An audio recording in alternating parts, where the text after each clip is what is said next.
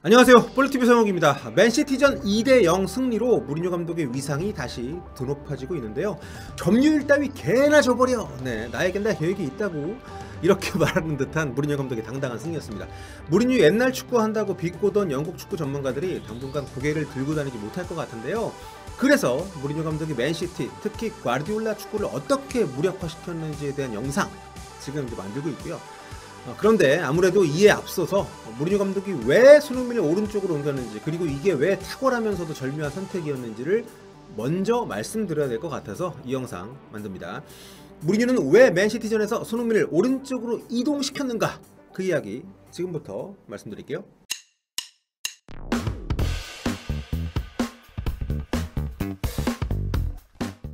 무리뉴 감독은 이날 손흥민을 평소처럼 왼쪽이 아닌 오른쪽으로 이동을 시켰습니다. 오른쪽 윙어로 기용을 했는데요. 올 시즌 처음 있는 일이죠. 제가 지난해 자료까지 다 보진 않았습니다만 거의 처음일 겁니다. 아마 무리뉴 감독 취재에서는.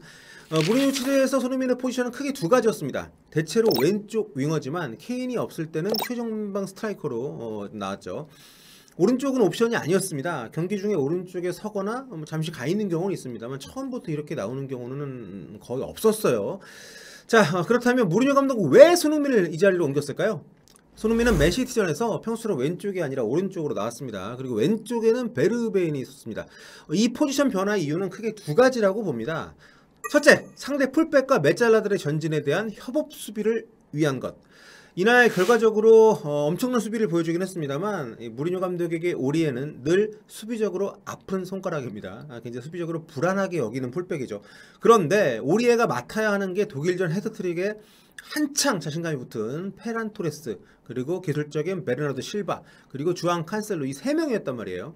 반대쪽도 마레즈, 덕배, 카일 워커니까 이쪽을 더 강하다고 볼 수는 없겠습니다만 어쨌든 수비적으로 무리뉴 감독이 선택을 이렇게 내립니다. 수비 상황에서 이 팀은 실질적으로 파이어팩처럼 움직이게 됩니다. 토비 알더베이레트가 중앙에 서고요. 왼쪽에 다이어, 오른쪽에 시소코가 내려와서 붙습니다. 그러면서 크게 두 개의 삼각형이 만들어지는데요. 왼쪽은 호이비에르, 레길론, 다이어 트라이앵글, 그리고 오른쪽은 시소코, 오리에, 손흥민 트라이앵글, 이렇게 수비 블럭이 만들어지게 됩니다. 여기에 개입한 선수들의 히트맵을 보면 이렇게 구분이 됩니다. 확실히 조금씩 좌우로 좀 치우쳐져 있죠. 여기서 왼쪽과 오른쪽 트라이앵글로 제가 구별한 선수들의 히트맵을 좌우별로 합쳐보면 이런 그림이 나옵니다. 명확하게 보이시죠? 이 두 삼각형 사이를 조율하는 게 토비의 역할, 그리고 제수스까지 맞는 이게 토비의 역할이었고, 그러니까 이렇게 수비 블럭을 만들어서 맨시티의 하프 스페이스 공략을 막는 게 무리뉴 감독 수비 전술의 핵심이었다고 보는 겁니다. 맨시티의 3미들은 로드리가 이제 수비 지원과 후방 빌드업의 연계를 맡고, 또 앞에서 데브라이너와 베르나르도 실바가 메잘라를 만난다고 이제 봐야죠. 데브라이너가 상대적으로 오른쪽, 베르나르도가 이제 왼쪽인데 이날은 베르나르도가 굉장히 부진했기 때문에 데브라이너가 좀 두루두루 맞는 경향이 있었습니다. 메잘라는 뭐 다들 아시겠습니다만 윙어도 아니고 미들도 아닌 것이 뭐 이런 의미의 이탈리아어죠. 이제 하프 윙어 정도 되는데요. 반쪽 날개, 절반의 날개.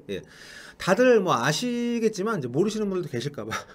아무튼 이 공간이 맨시티 공격의 핵심이죠. 그래서 이제 여기를 봉쇄하는데 이제 굉장히 좀 중요한 좀 공을 들인 거죠, 무리뉴 감독이. 그래서 여기에서 손흥민을 오른쪽으로 이동시킨 이유가 나오는 겁니다. 수비적으로 베르베인은 뭐 좀 미안한 얘기입니다만 쓸모가 별로 없는 선수예요. 그래서 베르베인을 왼쪽으로 이동을 시켜서 역습, 그러니까 공격에 좀 주로 대비를 시키고 전방 압박 정도를 좀 하게 합니다. 수비적으로는.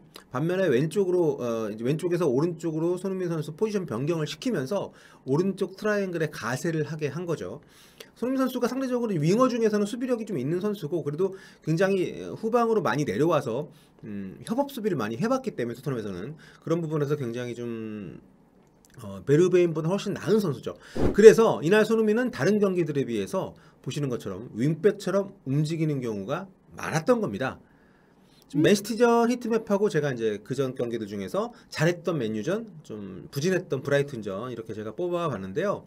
비교해 보십시오. 압도적이었던 맨유전, 부진했던 브라이튼전. 올 시즌 손흥민 선수의 주된 위치는 이제 확실한 이제 윙어로서 공격적입니다. 아주 높은 곳에서 움직입니다. 맨유전은 뭐 아주 날아다녔네요. 왼쪽과 중앙을 아우르면서. 그런데 이날 맨시티전 히트맵 보십시오. 완전 내려앉았죠. 이전 경기들은 하프라인 아래로 내려오는 빈도가 높지가 않은데 맨시티는 보시면은 굉장히 많이 내려옵니다. 아래쪽에서 특히 이제 중앙에서 오른쪽으로 공격할 때는 왼쪽으로도 갑니다만 수비하는 상황에서는 거의 왼쪽 가지 않고 오른쪽에서 제가 아까 말씀드린 것처럼 이 주변에 있는 선수들하고 이렇게 트라이앵글 이뤄가지고 저 위치에서 압박을 굉장히 강하게 하고 있죠. 그러니까 이게 바로 손흥민을 오른쪽으로 이동을 시킨 첫 번째 이유라고 보는 거죠. 그리고 이 전략이 아주 잘 먹혔습니다. 맨시티의 베르나르도, 칸셀로, 페란 토레스 한 게 없어요. 예, 외곽에서 의미 없는 슈팅들은 때렸습니다만 제대로 된 공격은 거의 없었습니다. 뭐 침투를 많이 시도했습니다만은 박스 안쪽에서 볼을 만질 수 있는 기회가 거의 없었고요. 예, 잡는다 하더라도 거의 골문을 등진 상태이거나 상대 수비진들 최종적으로는 뭐 토비 알더베레르트나 뭐 시소코나 다이어에게 많이 좀 걷어내줬기 때문에 그리고 손흥민 선수를 이제 오른쪽으로 돌린 두 번째 이유, 이번에는 이제 공격적인 이유인데요. 예, 맨시티가 상대적으로 오른쪽보다는 왼쪽이 헐겁기 때문입니다. 지금 맨시티는 전문 레프트백들이 다 나동그라진 상태입니다.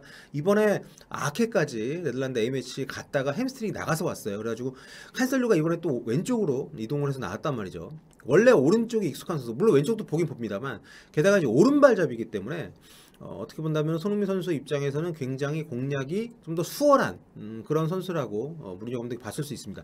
물론 손흥민이 왼쪽으로 나왔을 때도 맨시티에서 이제 카일 워커를 상대로 좋은 경기들을 펼치긴 했습니다만 상대적으로 득점 확률이 높은 선수를 상대의 약한 고리에 연결시키는 선택은 성공 가능성이 훨씬 높은 기용법이기 때문에 좀 저는 효율적인 선택이었다고 봅니다. 특히 칸셀루는 이제 빌드업 과정에서 사이드에만 머무는, 그러니까 이 사이드 쪽 측면 라인을 타고 오버래핑만 하는 선수가 아니라 중앙으로 들어와서 미드필더 역할도 하는 선수입니다.